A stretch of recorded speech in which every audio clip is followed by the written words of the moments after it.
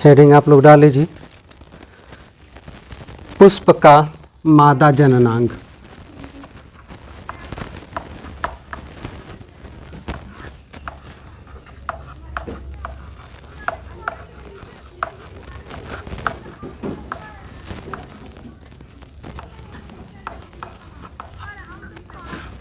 पुष्प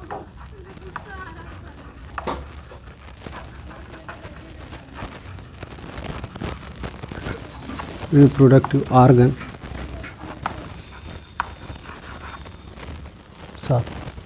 फ्लावर।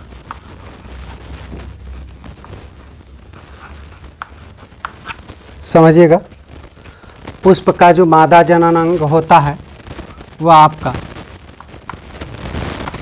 स्त्री केसर या जायांग होता है। क्या होता है? स्त्री केसर या जायांग होता है। गायनोसियम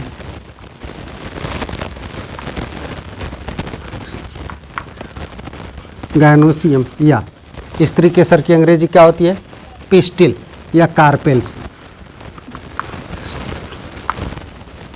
पिस्टिल इस प्रकार का होता है, देखिएगा आप लोग।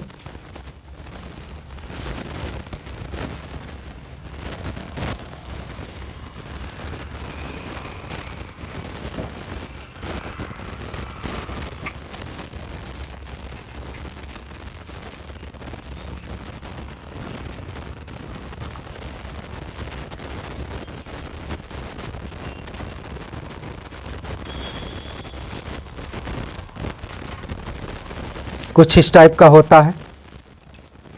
क्लियर हुआ?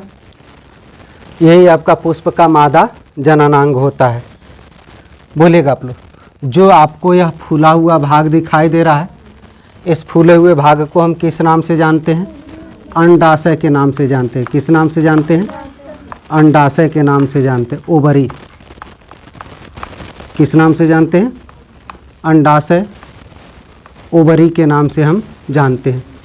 अंडाशय के ऊपर ये पतली संरचना दिखाई दे रही है, जिसको हम किस नाम से जानते हैं? बोलिएगा। वर्तिका के नाम से जानते हैं। किस नाम से जानते हैं? वर्तिका के नाम से जानते हैं, अर्थात अंग्रेजी में इसको क्या कहते हैं? स्टाइल कहते हैं। क्लियर हो गया? और ये आपको घुंडी के समान जो संरचना दिखाई दे रही है, यही आपकी संरचना क्या कहलाती है? वर्तिकाग्र कहलाती है। क्या कहलाती है? वर्तिकाग्र कहलाती है, अर्थात स्टिग्मा कहलाती है। क्या आप लोगों को यहाँ तक क्लियर हो रहा है? और इसी को हम संयुक्त रूप से क्या कह देते हैं? स्त्री केसर। क्लियर हो गया? और इसके समूह को हम जायांग के नाम से जानते हैं। यही आपका पुष्प का मादा जनन अंग होता है। समझ में आ गया? अब गौर से समझिएगा, इसके अंदर एक भाग विकसित होता है। क्या होता है? एक भाग विकसित होता है। वह भाग आपका कुछ इस प्रकार से होता है।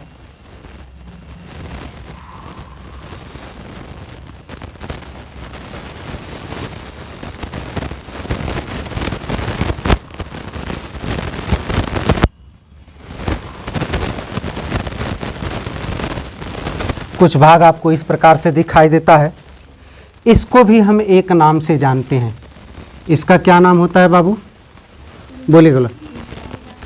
बोलिएगा। बीजांड नाम होता है। क्या नाम होता है? बीजांड नाम होता है।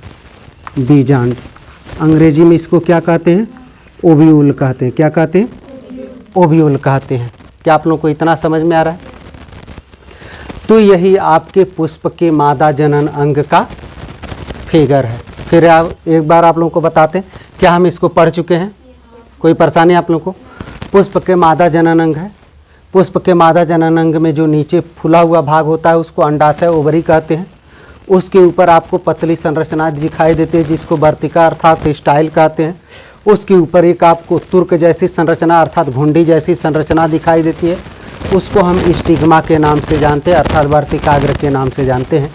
ओवरी के अंदर एक गोल संरचना दिखाई देती, एक नहीं अनेक गोल संरचनाएं छोटी छोटी दिखाई देती हैं। उन अनेक गोल संरचनाओं को हम किस नाम से जानते हैं? ओव्यूल अर्थात बीजांड के नाम से जानते हैं। क्या इतना आप लोगों को स्पष्ट हो रहा है? क्लियर हो गया? तो इतना लिखवा दे क्या पहले, तो लिख लीजिएगा। अब इसके बाद से गौर से समझिएगा, हम लोग मादा जनन अंग के बारे में जान गए। अब मादा जनन अंग के अंदर जो बीजांड है, हम बीजांड के बारे में जान ले कि बीजांड की संरचना कैसी होती है। तो हम हेडिंग डाल रहे हैं बीजांड की संरचना। क्या हेडिंग डाल रहे हैं बाबू? बीजांड। बीजांड का अभी एक और नाम बताए हैं, क्या बताएं? गुर बीजाणुधानी। गुर बीजाणु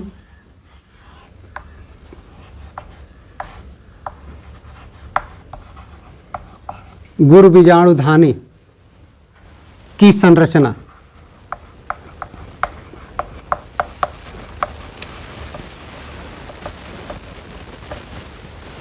गुर बीजाणुधानी की संरचना।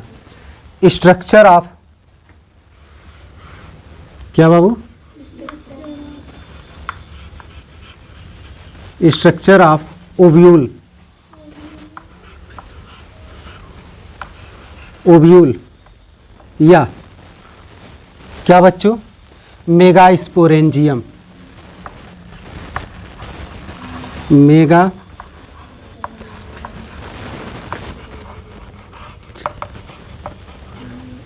मेगास्पोरेंजियम की संरचना हमको पढ़ना है। समझ में आ गया? एक बार हमारी हाथों पर आप लोग देखिएगा तो ये संरचना आप लोग आसानी से बना सकते हो। गौर से देखिएगा किस तरह से मेगास्पोरेंजियम की संरचना बनेगा।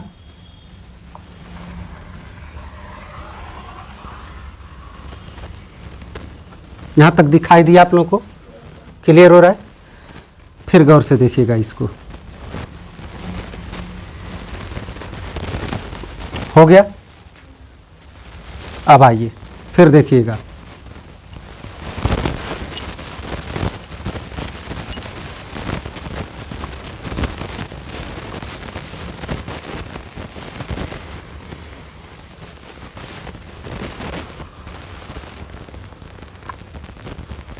दिखाई दिया आप लोगों को?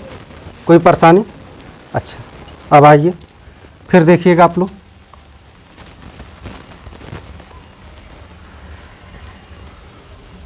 समझ में आ रहा है? फिर आइए।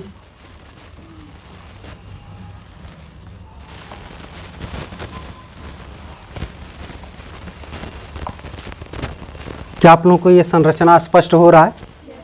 कोई परेशानी? अब चलिए एक एक संरचना को बताते चल रहे हैं और इसका नाम देखिएगा बाबू।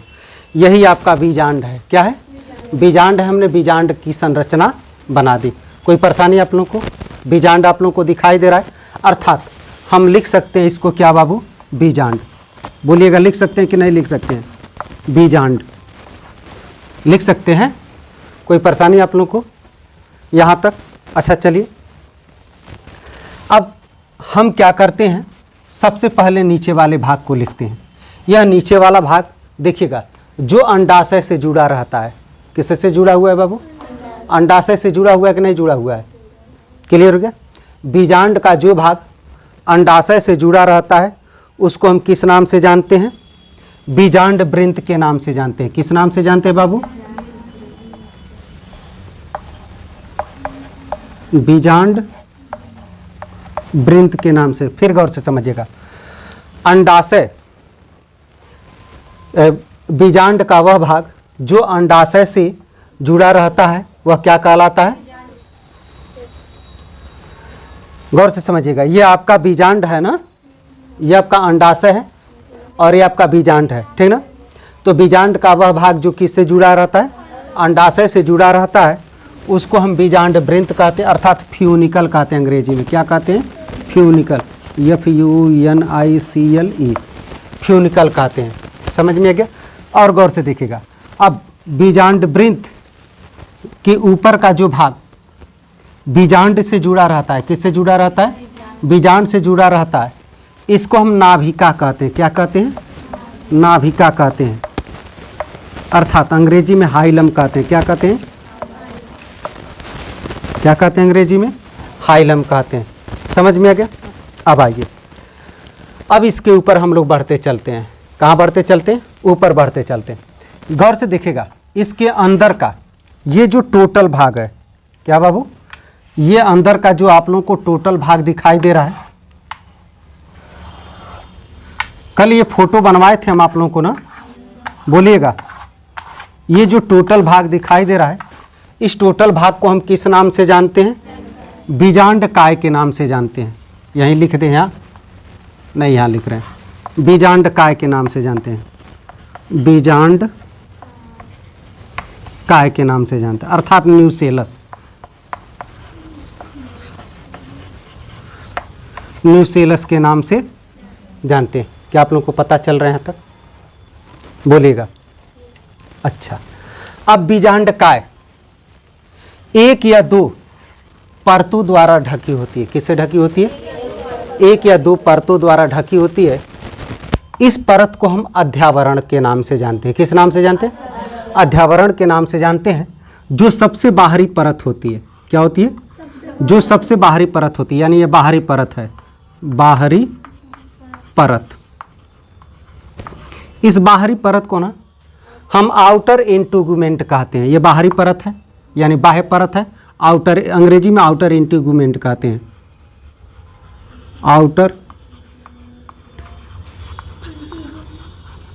आउटर इंटीगुमेंट कहते हैं। समझ में गया। देखिएगा इसके भी नीचे एक आवरण पाया जा रहा है, इसको हम अंतः परत कहते हैं। क्या कहते हैं, अंतः परत कहते हैं, अर्थात इसको हम इनर इंटीगुमेंट कहते हैं। क्या कहते हैं, इनर इंटीगुमेंट। क्या कहते हैं, इनर इंटीगुमेंट कहते हैं। क्या आप लोग को यहां तक क्लियर हो रहा है, बोलिएगा। अब देखिएगा इसके अंदर, क्या बाबू, इसके अंदर एक गोल संरचना पाई जाती है। क्या पाई जाती है, गोल संरचना पाई जाती है। इसी को हम भ्रूण कोश कहते हैं, भ्रूण कोश कहते हैं। क्या कहते हैं, भ्रूण कोश कहते हैं, एम्ब्रियो सैक कहते हैं। इसी को एक और नाम से जानते हैं। किस नाम से जानते हैं, बोलेगा, मादा युग्मकोद्भिद के नाम से जानते हैं। किस नाम से जानते हैं, मादा युग्मकोद्भिद के नाम से जानते हैं, मादा युग्मकोद्भिद के नाम से हम जानते हैं। क्या आप लोगों को इतना समझ में आया। अब गौर से समझिएगा, इस भ्रूण कोश के अंदर, किसके अंदर, भ्रूण कोश के अंदर इस वाले भाग को तो हम लिखेबे नहीं किए। क्यों, देखिएगा जहां से आप लोगों को ये अध्यावरण निकल रहे हैं ना, तो एक खाली स्थान दिखाई दे रहा है। इस खाली स्थान को ना हम निभाग कहते हैं। क्या कहते हैं, निभाग कहते हैं, अर्थात अंग्रेजी में चलाजा कहते हैं। क्या कहते हैं, चलाजा कहते हैं। समझ में क्या। अब गौर से समझिएगा, ये जब आपको बाहरी परत जो दिखाई दे रहा है और भीतरी परत दिखाई दे रहा है ना, ये चारों ओर से ढकते हैं, तो यहाँ कुछ रंध्र जैसी खाली स्थान छोड़ देते हैं। इस खाली स्थान को हम किस नाम से जानते हैं, बीजांड द्वार के नाम से जानते हैं। किस नाम से जानते हैं, बीजांड द्वार के नाम से जानते हैं, बीजांड द्वार के नाम से जानते हैं। बीजांड द्वार की अंग्रेजी क्या होती है, माइक्रोपाइल। क्या नाम होती है, माइक्रोपाइल, माइक्रोपाइल। क्या नाम होता है, माइक्रोपाइल नाम होता है। क्या आप लोगों को यहाँ तक स्पष्ट हो रहा है।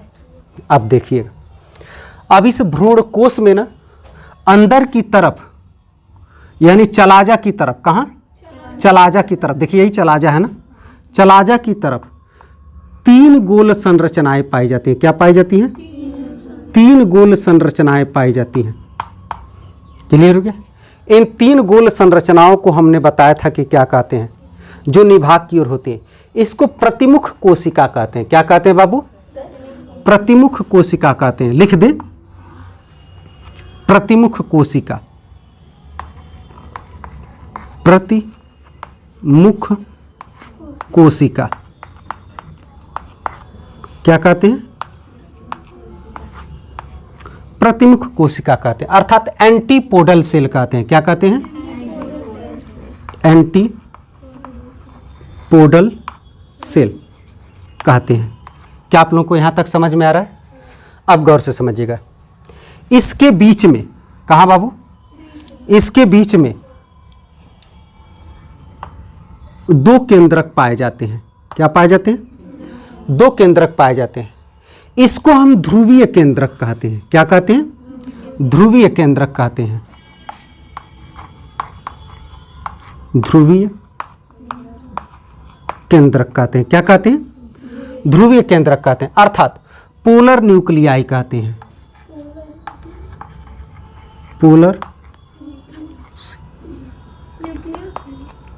पोलर न्यूक्लियाई कहते हैं। क्लियर हो गया?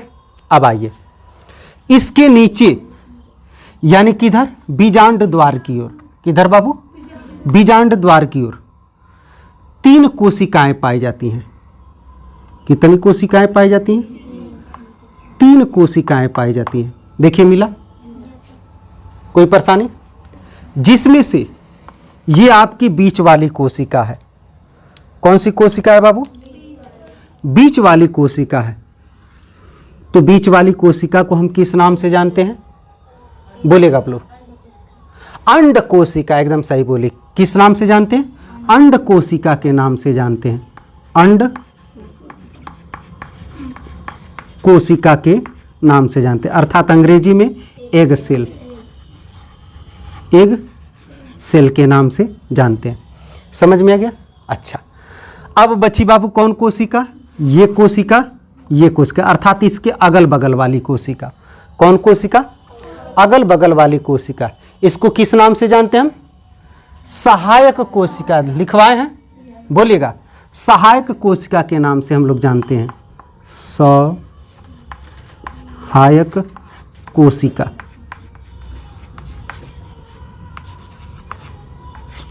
सहायक कोशिका के नाम से हम लोग जानते हैं। सहायक कोशिका की अंग्रेजी क्या होती है? सिनर्जिड होती है। क्या होती है? सिनर्जिड।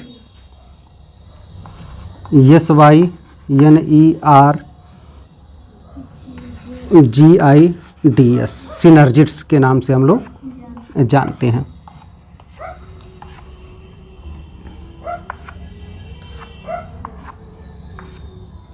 बोलिएगा, क्या आप लोगों को संरचना समझ में आ रहा है?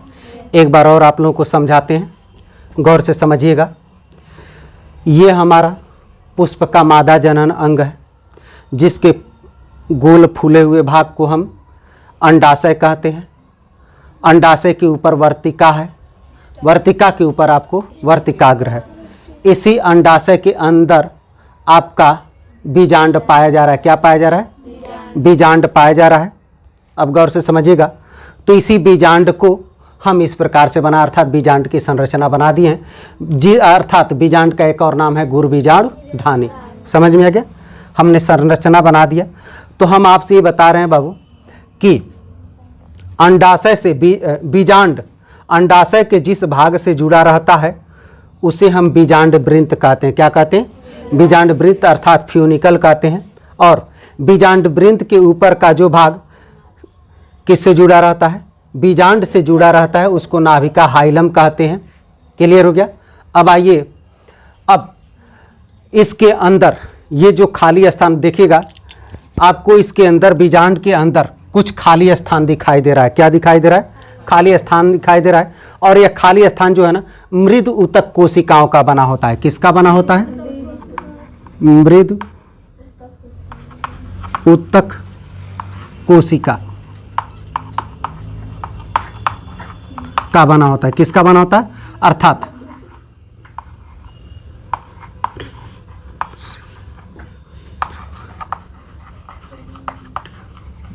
पैरेनकाइमेटस सेल का बना होता है। किसका बना होता है? पैरेनकाइमेटस सेल का बना होता है, जिसे हम बीजांडकाय के नाम से जानते हैं। किस नाम से जानते हैं बाबू? बीजांडकाय के नाम से जानते हैं। इतना आप लोगों को क्लियर हो गया? अब यह बीजांडकाय, क्या बाबू?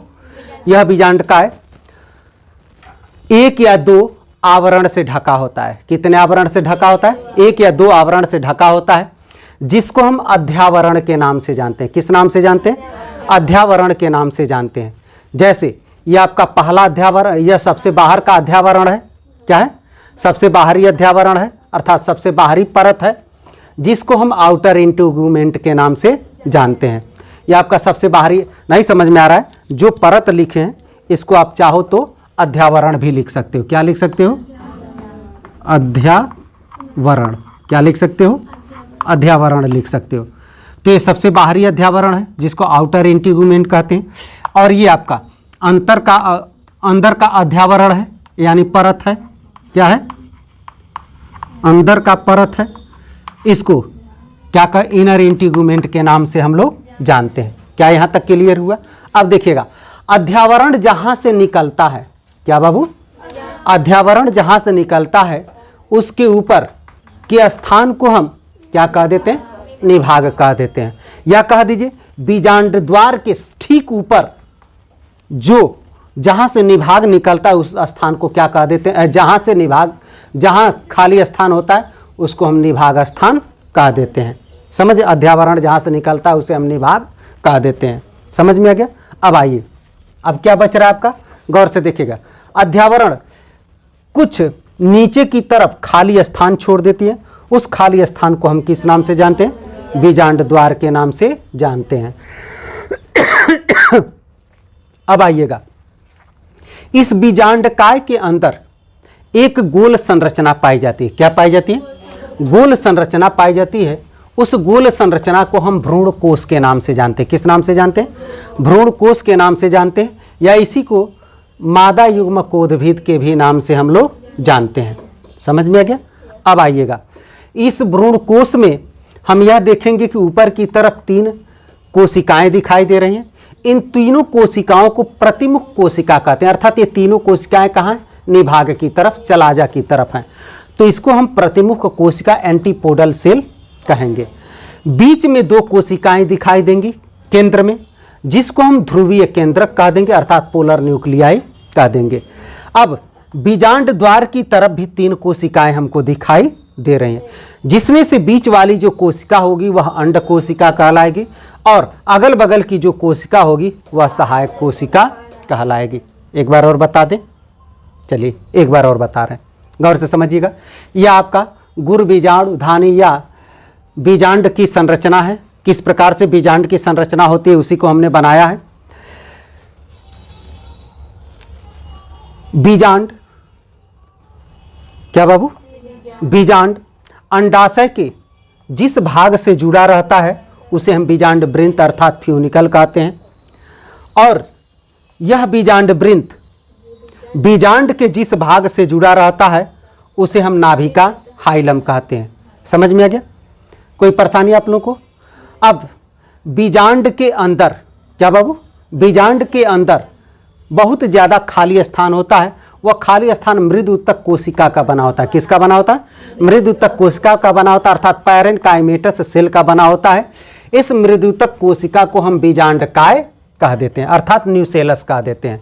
अब यह बीजांडकाय 1 या 2 अध्यावरण से ढका होता है। कितने अध्यावरण से ढका होता है?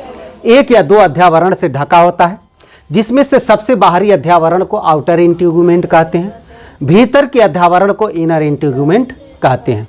क्लियर हो रहा है? अब देखिएगा, अध्यावरण जहां से निकलता है, क्या बाबू?